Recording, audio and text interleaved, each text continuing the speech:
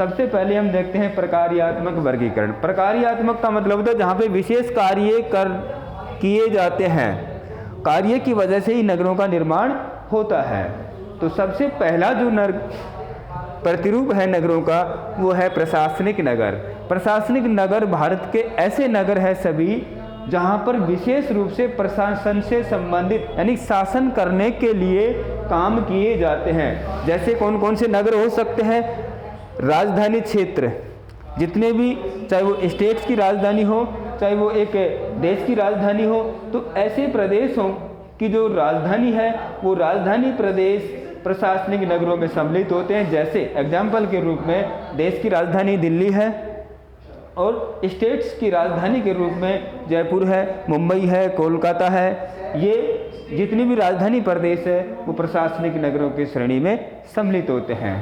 Number 2 पर औद्योगिक नगर, यानी कि जिन नगरों का निर्माण केवल उद्योग धंधों की वजह से ही हुआ है। भारत में कुछ ऐसे प्रदेश हैं जहाँ पर विशेष रूप से एक उद्योग स्थापित होने की वजह से उनका निर्माण हुआ है। भारत में जैसे भिलाई, जमशेदपुर, हुगली इत्यादि ये ऐसे नगर हैं जहाँ पर किसी एक उद्योग की स्थापना की वजह से ही इनका निर्माण हुआ है। नंबर 3 पर है व्यापारिक नगर, यानी कि भारत का जो अंतर्राष्ट्रीय राष्ट्रीय व्यापार होता है एक निश्चित जगह से, तो वहाँ पर व्यापार में सम्मिलित लोग निवास करने लग जाते हैं। तो ऐसे नगरों को हम व्यापारिक नगर कहते हैं। जैसे कोलकाता अंतर्राष्ट्रीय व्यापार होता है, सतना अंतर्राष्ट्रीय व्यापार होता है, सहारनपुर राष्ट्रीय व्यापार होता है। कहने का मतलब जहाँ पर रहकर लोग व्यापार का काम करते हैं तो ऐसे नगरों को हम व्यापारिक नगर कहते हैं। नंबर 4 पर खनन।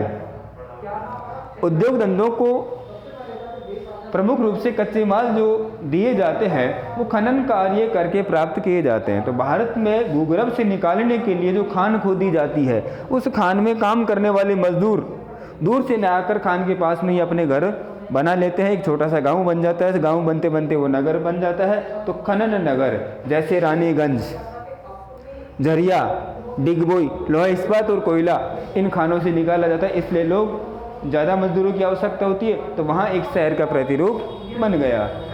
नंबर 5 पर है गैरीसन। ये महत्वपूर्ण है, कई बार यहाँ इसको पूछा जाता है गैरीसन नगर किसे कहते हैं। गैरीसन नगर का मतलब होता है छावनी नगर, इसको हम सैनिक नगर भी कहते हैं। अर्थात सुरक्षात्मक कारणों को लेकर सैनिकों को एक विशेष जगह पर रखा जाता है, उनके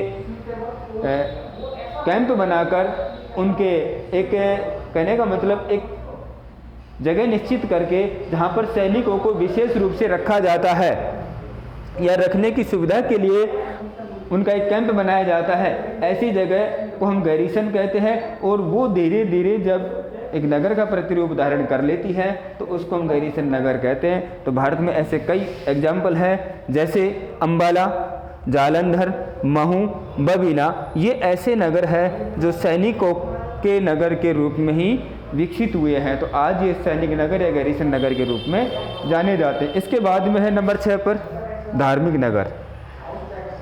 तो भारत एक विभिन्न धर्मों वाला देश है, विभिन्न धर्मों के कारण यहाँ पर सभी धर्मों के लोग निवास करते हैं। इसलिए तो जहाँ पे जिस धर्म के धार्मिक स्थल होते हैं वहाँ पर लोग निवास करने लग जाते हैं धर्म में आस्था रखने के लिए।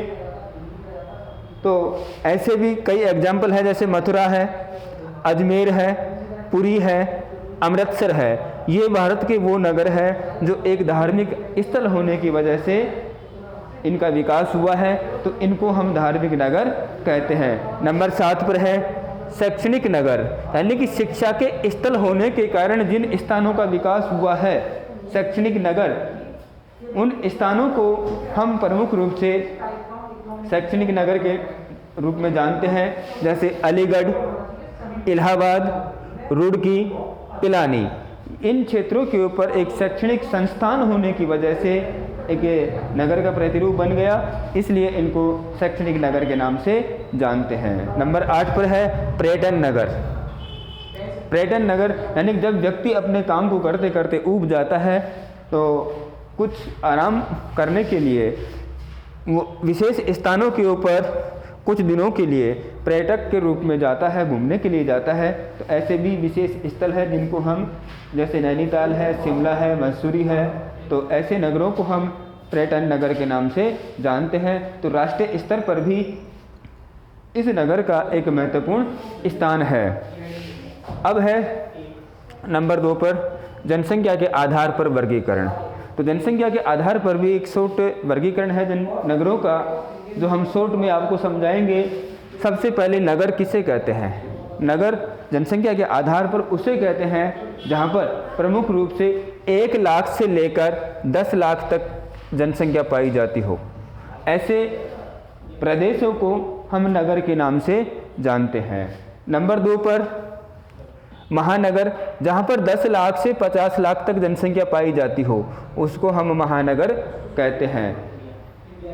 नंबर 3 पर मेगानगर। महानगर और मेगानगर में क्या डिफरेंस है? ये क्वेश्चन आपसे बार बार पूछा जाता है। तो महानगर उसे कहते हैं जहाँ 10 लाख से 50 लाख लोग रहते हैं। मेगानगर उसे कहते हैं जहाँ पर 50 लाख से अधिक जनसंख्या पाई जाती है। तो ये वर्गीकरण आपका जनसंख्या के आधार पर है, जिसे हम मेगानगर के नाम से जानते हैं। नंबर 3 पर है ऐतिहासिक या विकास क्रम के आधार पर। ऐतिहासिक या विकास क्रम, यह वर्गीकरण भी एक प्राचीन वर्गीकरण है, सार्थक वर्गीकरण है। तो इसके आधार पर भी भारत के नगर एक ही प्रकार के न होकर 3 प्रकार के पाए जाते हैं। सबसे पहले प्राचीन नगर, ऐसे शहर जिनका विकास आज वर्तमान समय में न होकर आज से लगभग 2000 वर्ष पहले हो चुका है। जैसे भारत के कुछ नगर हैं, कुछ स्थल हैं जिनको हम आज भी प्राचीन नगरों के रूप में जानते हैं। प्रयाग, जिसको आधुनिक नाम हम इलाहाबाद के रूप में जानते हैं। पाटलिपुत्र, आधुनिक नाम है पटना। मदुरई यानी कि चेन्नई। तो ये ऐसे नगर हैं जो भारत के प्राचीन नगरों के रूप में जाने जाते हैं। नंबर 2 पर है मध्यकालीन। मध्यकालीन का मतलब होता है जब भारत के ऊपर ब्रिटिश काल से पहले और प्राचीन काल के बाद में मुगल शासन या विदेशी शासनों के दौरान भारत में अनेक प्रकार के नगरों का निर्माण हुआ, यानी ब्रिटिश काल से पहले। तो ऐसे समय में भी भारत में कई नगरों का निर्माण हुआ, जैसे हैदराबाद, जयपुर, आगरा, लखनऊ। तो ये वो नगर है जो छोटे छोटे राज्यों ने, छोटे छोटे राजाओं ने अपने एक विशेष क्षेत्र में शासन करने के लिए कुछ स्थानों का निर्माण किया है। तो इनको हम मध्यकालीन नगरों के नाम से जानते हैं। नंबर 3 पर है आधुनिक नगर।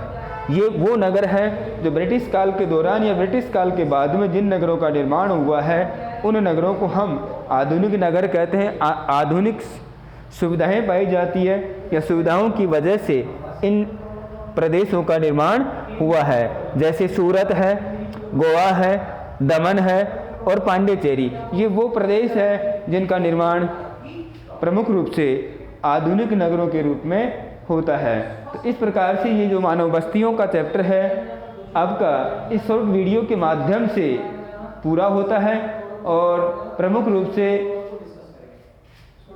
ग्रामीण और शहरी बस्तियां जो पाई जाती है उनका विशेष रूप से एक शॉर्ट वर्गीकरण आपको दिया गया है। धन्यवाद।